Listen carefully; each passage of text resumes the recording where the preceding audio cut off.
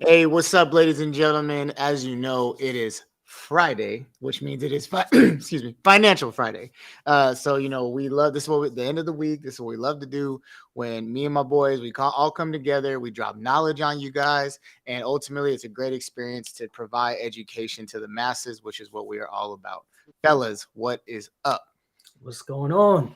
What's going on, Coach Cam? Original Hey. coach. I know I couldn't be. I was gone last week, so I'm like glad that I'm back. I feel like the last couple weeks is like one of us has like. Yeah, yeah. Tic tac toe. Welcome back to Cali.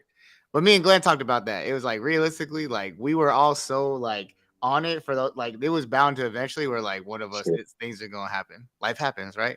it does. Yes.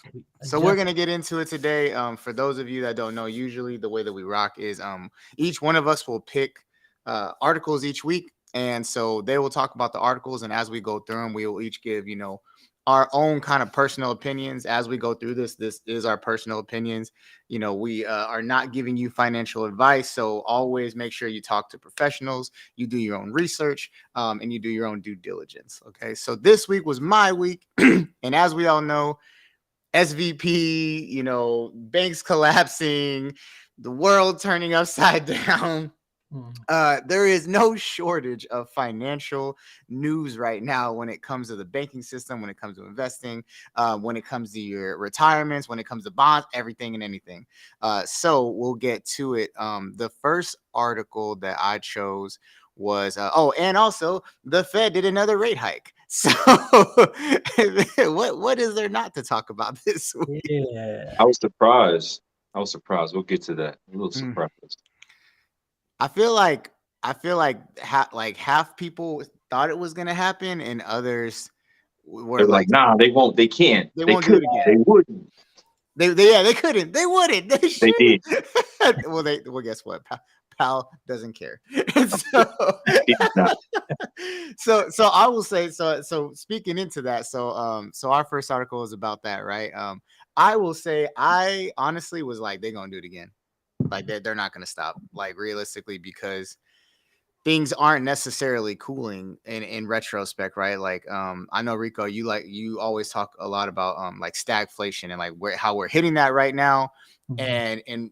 And so realistically, I don't see them cooling off because they want the spectrum to tip one of each way, right? And it hasn't yet. So it's like, all right, we're gonna poke the bear just like a little bit more and see if that's what can happen. It's funny speaking of like the inflation, so Easter's coming up, and a lot of people do like the coloring eggs thing. Mhm. And me and Net were like, we saw like those kits on base, and she's like, "Oh, we're gonna do this," and I was like, "Not when eggs are like $30 for 12 of them." Like, I love my kids, but that activity is not worth my money. All the plastic eggs. What's No, that? the plastic eggs. Or you just give them the dollar. Like, here you go. Act like you found it. They said, yeah, There you go. you Take found that. it. Take Well, that. what was like the coloring egg activity? And I was like, these kids don't even like hard boiled eggs, so like it's a lose lose. Mhm. Uh, so this week, as a lot of people know, and if you don't know, the Fed actually raised basis points again. And so that's what we're when we talk about Powell, that's what we're talking about. He is the chair of the Federal Reserve, and so in this article that we talked about this week, they talk about the interest rate hike. So right here it says the Fed hiked its benchmark interest rate by a quarter of a percentage point, so 25 basis points on Wednesday, but its projections called for just one more hike over the rest of the year. Now, with everything that was going on with the Silicon Valley Bank, I think people were skeptical, right, on kind of what might happen with what was coming up this week. Yeah, are we going to raise it? Are we not going to raise it? Are we going to let what's good be good or what's bad be bad? In my opinion, honestly, like I saw an interview where I think a senator was talking to Powell, and she was like, oh, no, sorry. She was talking to Chase Bank. But this kind of falls into this line, right? Is she said, hey, you changed this or that, and it affected 2 million people, Mhm. right? Or something like that. And he's like, yeah. And they're like, well, what about, like, what do you expect those 2 million people to do, or this, that, and the third? And the person was like, there's 15 million other people that this helped. So like, how do you decide what's going to happen, right? So, when Powell makes these changes, he has to think about the greater good, right? All of us would love to buy a house right now, but unfortunately, he's got to make those decisions have to be made. Mhm. Yeah. Hey, Cam, can you scroll up to the top again to the title? Yeah. When I was reading this, the financial conditions are tightening after the Silicon Valley Bank collapse and could slow down the economy. When I read that, obviously we've been kind of talking about this the last 3 weeks, Mhm. and so when I read that title, I was like, it's a given that with everything going on and with the Silicon Valley Bank collapse and the starting domino effect of other banks, of course, is going to slow down the economy, right? And so there was three things that kind of popped in my head as I was going through the article. Number one, I was just like, when you think of any major corporation, any major organization, anything, when a major shift happens, most times you can't just jump at it and make a quick change, right? Yeah. And so that's number one. Number two, when something significant like this happens, you have to analyze and investigate. And I think at the end of the article, it talked about how Powell, he's not part of the investigation, but like, I guess he has a team that's, investigating and digging into it. And like, so that's what you need to do, especially when it affects so many people, when it affects so many individuals who actually have money in place, right? That is at risk, where some people may not be able to touch their money still.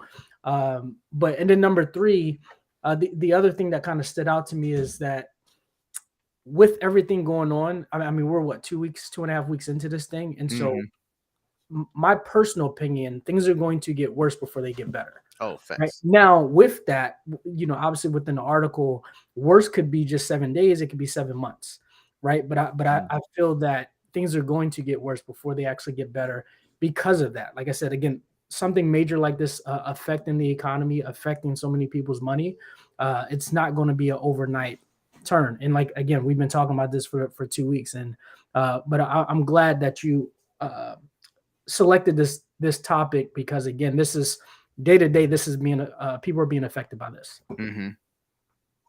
Always want Okay. to give back. No, I don't want. No. My outro. Yeah, the apparently. outro. I mean, what you face when you're dealing with this type of situation is the chicken or the egg, right? Yep. The entire basis of foundation of this even happening was based upon the economy being where it's at. That's what people don't get, right?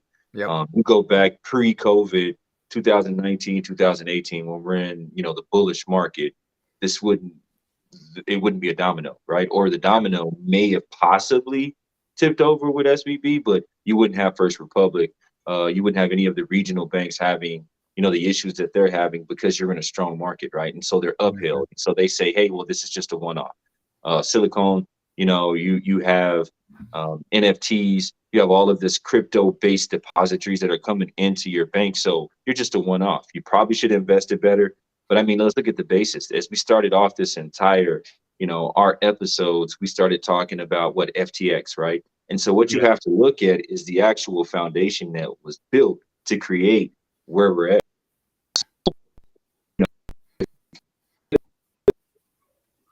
The one-off, you just write it off. It is what it is.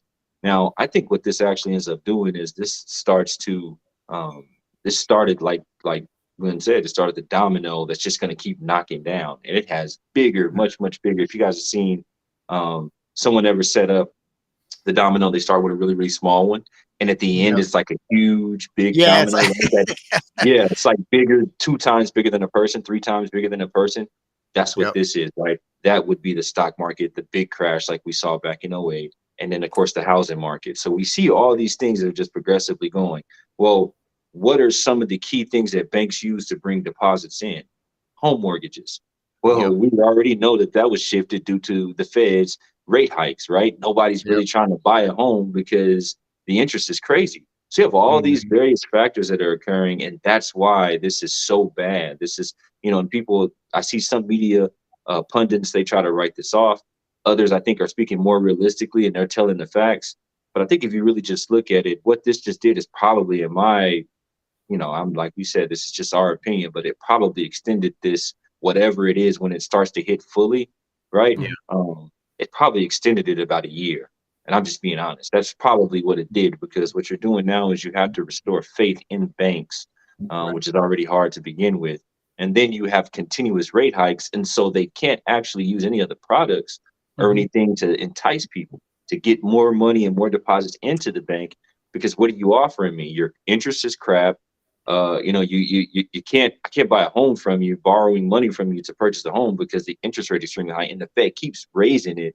So you can't outpace that. And then on top of that, don't forget, we're in a stagflation situation because China just came back into the, into the fold, and surprisingly, non-surprisingly, as we spoke on before, their economy is doing phenomenal right now. So that's the problem, right? And so all this stuff just culminates. And so like G said, the title is, it's like, that's obvious. Yep. Duh. Like, really? Did it? Like, come on, man. Whoever wrote this article, I mean, good information article, but the title is like obvious. Everyone knows that.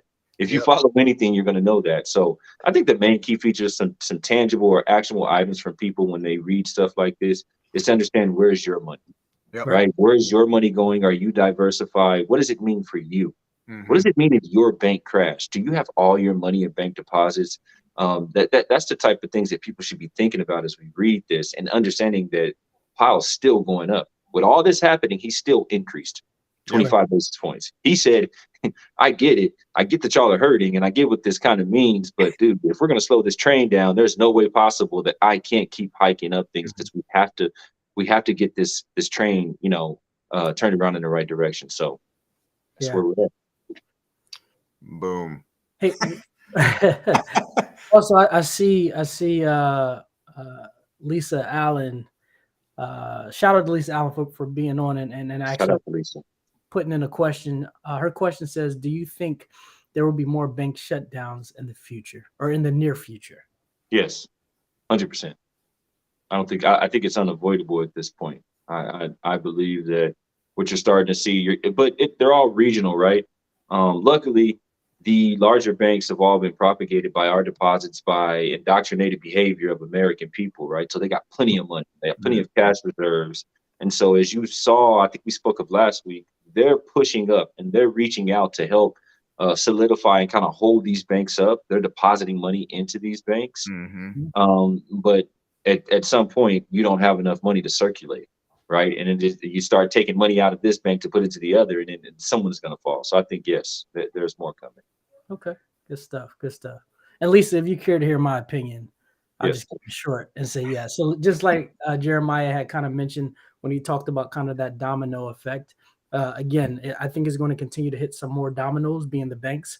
The question will be is, how many of those dominoes will fall before something is in place to go back to it, for them saying, oh yeah, your monies are safe when your money is safe when it's parked in a bank. Yeah. A good question. Appreciate it. And that brings us to our next article. Cam, do you believe that statement? Which statement? Your money's safe in the bank. Do you believe that statement? No. Okay. I'm like, real. He kept it very simple. No, I keep as little amount of money in a bank as possible. Strictly that I need to access like in a whim, but like as far as retirement investments, savings for my kids and things like that, I use other vehicles because of situations like this, because I just don't trust anybody that tells me, like, especially when the way that they operate when it comes to our money, right? I've seen way too much. I've read way too much about people who go to access their money and then their banks are like, oh, we don't actually have your money like here. It's just ones and zeros and and yeah. So going into this next article, like, so Glenn, you just made a perfect kind of point, right? Is like, how many dominoes are going to end up falling before something is done. So what we saw with the SVB situation is, the regional banks ended up getting flooded with a whole bunch of money, right? People just start, retail traders. Like, I don't think we talk enough about that. And I talked about that on a podcast I did the other day where like the types of, I would say, metrics that all these people are trying to gauge when it comes to, investing and chart reading and things like that. In 2023, the retail investors can swing the market whichever way because they're emotionally right. So that's the thing when it comes to AI and other things that are tracking is, unfortunately, computers can't track emotions, Right. and humans are emotional creatures. And now we have these $1,000 devices in our hand where you can literally trade $10,000 or more in an instant, and it's hard to track that type of stuff. And so that's what we saw during COVID, obviously, with like Robinhood and stuff like that. And that's what we're even seeing right now with the regional banks when it comes to the amount of money that got flooded into them because of what happened with the SVP, right? Or SVB. So from March 17th to March 23rd, according to VandeTrack, there were $200 million that were funneled into the 5 mid-sized lenders that attracted scrutiny following the seizures of SVB and Signature Bank earlier in this month, right? So that includes San Francisco Bank First Republic, so FRC, which attracted 110 million in new bets. Another 36 million went to PacWest Bank Corp and Western Alliance Bank Corp. And none of those banks performed well over the same period. So literally just like, hey, you failed, but like we're gonna try, but we don't have a great track record either. So hopefully we can do better, bud. So that's the way that I'm looking into it. What about y'all? Go ahead, Rico. Oh, okay. I mean, honestly, when you look at it, anytime that you're betting on something that's a probable loss, a highly probable loss, right? This is like AMC type stuff. Mhm. That's really what we're doing, right? You're Yep. you're seeing whales, you're seeing people that come in with retail, they spot a loss and they spot a weak point. But now the problem is that, as you said, Cam, with the devices we have in our hand, everybody spots it. So you're not going to get in and get great gains on something that everyone knows is happening. Everyone sees money going into these banks and trying to propagate and hold them up. You're not going to get money from that, right? And their behavior, and if you track the banks and the actual tickers for these banks and their behaviors, nothing's positive about this. So eventually, you're going to have realistic investors and people that don't buy into the hype, and Yep. everything flattens back out. So you just wasted money, Yep. right? And that's honestly what I think is happening. I think they're putting the money in there, and that's great, into the stock of these regional banks. But will they perform? Most likely not. What they're going to do is, if anything, they're going to be maintained, and they just kind of stay where they're at. I don't see positive behavior. I don't see positive influxes of cash. And if you also notice something that's a trend, if you looked at the names that you listed, all these banks are West Coast aligned. They're West Coast headquartered, Yep. right? These are West Coast headquartered. This takes it back pre-COVID or during COVID. And this is what I'm saying, the foundation of what you actually have to start looking at. People have been fleeing California for years now, right? This is the basis of not very good for business. And so those banks do business with businesses. So if you have major businesses leaving and taking their dollars elsewhere to other states, how long is it going to be before that bank actually just collapses? Because you can't keep holding it up, with false money, essentially. Yeah. And so that's what I think people, it's a process thinking, and you got to sit back and really pan it out, step back and look at a holistic view and say, yeah, my money could probably be better off going somewhere else. Because if it's going to fall, it's going to fall, right? That's what G is saying. If the domino is going to fall, it's going to fall. So Yeah. maybe I just need to go and try to get as much as I can somewhere else, instead of trying to take advantage of what's going on here. Yeah. Yeah, I mean, Rico, you hit on a lot of great points, and I mean, I all around agree with everything that you just said regarding that. And something that for me, what I'm going to kind of keep an eye on with this, and you alluded to it, as far as like, if you look at the banks, they're all West Coast aligned, right? So now I'm looking to see what some of the banks in not Central America, but some of the banks, Central United States on the East Coast. Yeah. Now will the conversation become different, right? And so that's where I want to see some of those missing puzzle pieces. Mhm. So I'll be, the next week or two, I'll definitely be looking into seeing what those banks are saying. Glenn a likes very puzzles. good thought process. That's a super good thought process. I've been looking into a lot of the East Coast banks previous to this, just with you had a lot of like Goldman Sachs and things like that that Yeah. left New York and they shipped down to Florida. So you see a big shift, and this has been happening. So Right. all of these things, that's what I'm saying. You got to really go deep and focus in. That's why Cam says do your due diligence, Yep. because these East Coast banks, they've been moving already, and so you start to see different movements that's happening. I don't know if the West Coast banks are going to move, but this is really interesting. This craziness. This is Right. unprecedented, by the way. This stuff has not happened before, so you can't really track it. Right. And you're like, well, in the depression, yeah, but it's totally different. We're not at war. It's total. Yep. It's totally different. It's just different, and so it's unprecedented. And so you got to figure it out. We're pioneering right now. Yeah. Mhm.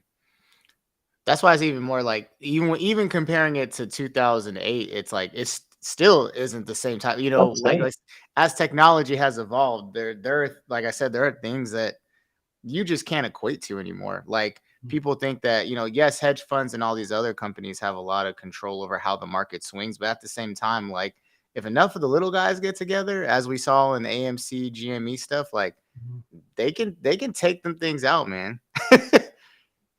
You 100%. unite. You have to unite. You got millions of people, man.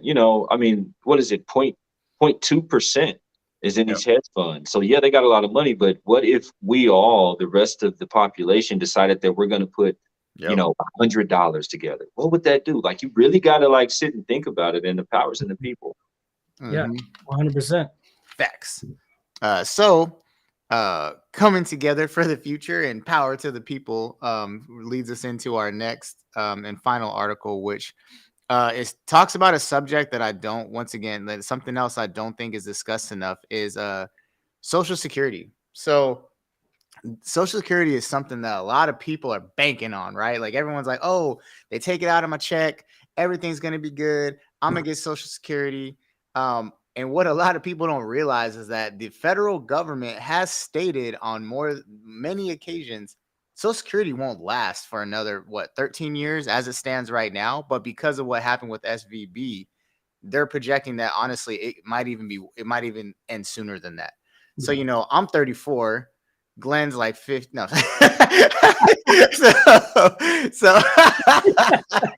so we're not. That's an inside. That's an inside, guys. You can't say that. That's an inside. So we're not. tapping in Glenn my looks younger than me, though. right now. I look the oldest, and everybody on this podcast looks younger than me. So that's why I have to talk. But we're not gonna see that money, right? Like, and that's something that people don't. Our parents will barely see that money, and so, and with everything that's going on, it's just going to be more and more affected, right? And there were things that were somewhat trying to be done that this article speaks to when they talk about some of the brainstorming that the senators were doing, right? So some of those things, as we've already seen, is the retirement age has been increased. So some people don't even realize that the retirement age has been increased. So what does that equate for you? You're like, oh, cool. Not cool. That means that the government expects you to work longer. They expect you to be doing more for more years. And last time I checked, I don't want to work 70 years of my life to like get what, maybe 25. I like red meat. So, I'm 95 is what I get. I like cheeseburgers. And so like those are the things that we have to think about. Something that was discussed also, and that's something else, is that it's not just the United States that is affected. There are other countries that, because of what's happening with the banking system right now, it's affecting their retirements as well. So one of the things that this article talks about is Norway's retirement system and how they pulled a lot of their money out of Bank Suisse because of what's going on. And if you have major retirement funds pulling their money out of banks because of how unsafe or safe they are in the current moment, that should have you thinking as far as where am I putting my money that is legitimately safe. One of the biggest problems with the SVB was that, yes, it's FDIC insured, but guess what? FDIC insured only goes up to $250,000. Do you really think Silicon Valley companies only have $250,000 in there? No. So anyways, I digress. I feel like I'm on like like a movie right now. Like Hey, everything that's going on with this Silicon Valley Bank, it seems like a movie. It really does, though. So That's a perfect statement.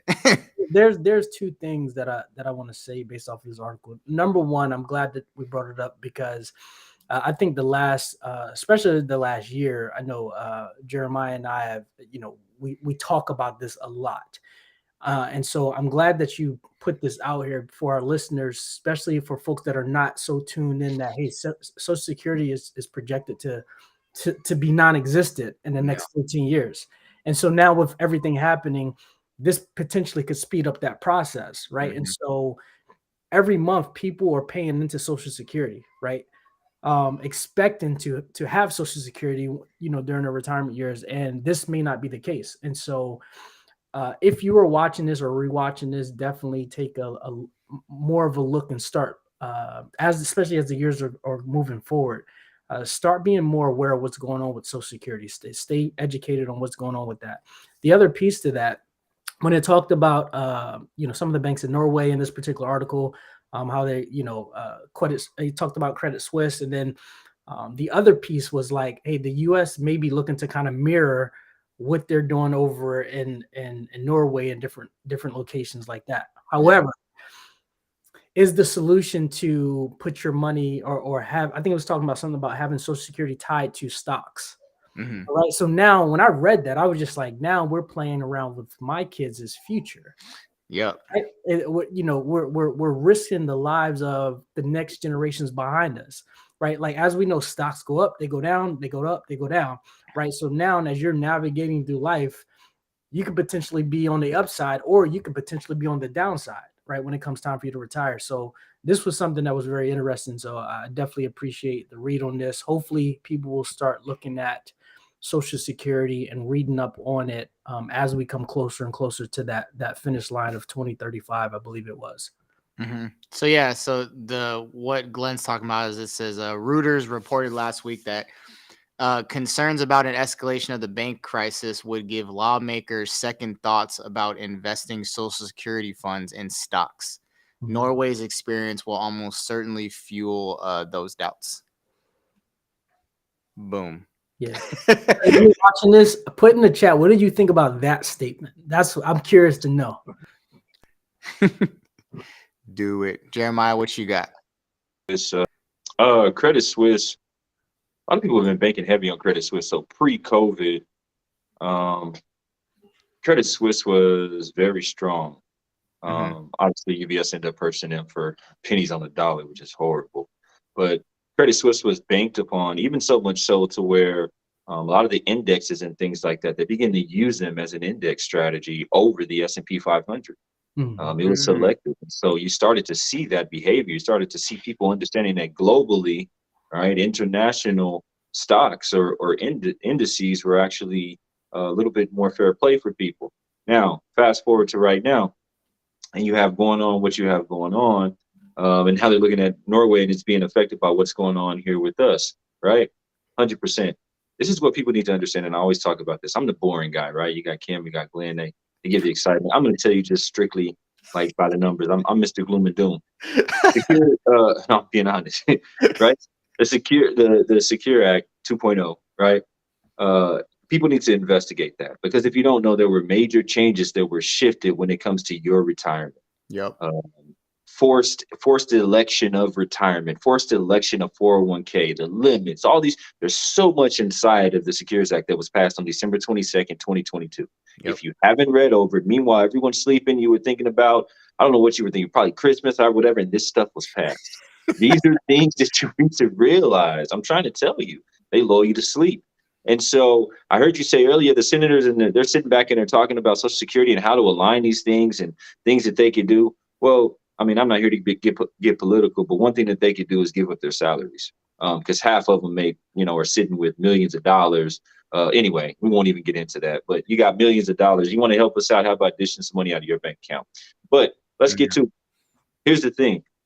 If you're not focusing on the laws and the things that are passed and the way that the basic, the systematic approach, right? So the actual things that are implemented, how are these thought processes implemented? The Secures Act was already passed in December. You Yeah. got to read up on that. That's why Social Security going away, or like I said, losing a couple years that it's still available. That's why it's so important. Every single year they continually keep pushing back, Social Security when you can actually elect to receive it. They push the age higher, which means you have to work longer. Why? Because they need more money into the Social Security fund.